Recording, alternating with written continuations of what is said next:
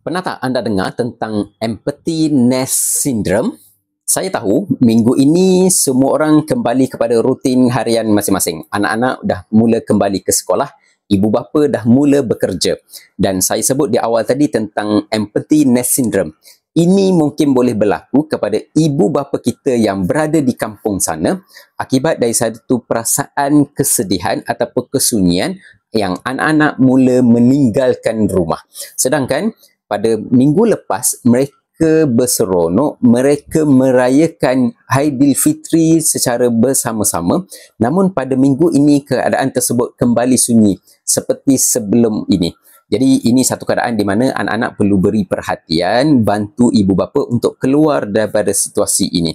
Kerana saya yakin dengan kepesatan teknologi pada hari ini, mungkin anak-anak boleh untuk ambil masa sekejap cuba menghubungi ibu bapa yang berada di sana, bertanya khabar tentang keadaan mereka, dan juga mungkin boleh ambil tindakan untuk memberi pesan kepada jiran-jiran ataupun saudara mara yang berhampiran untuk terus mengunjungi ibu bapa kita.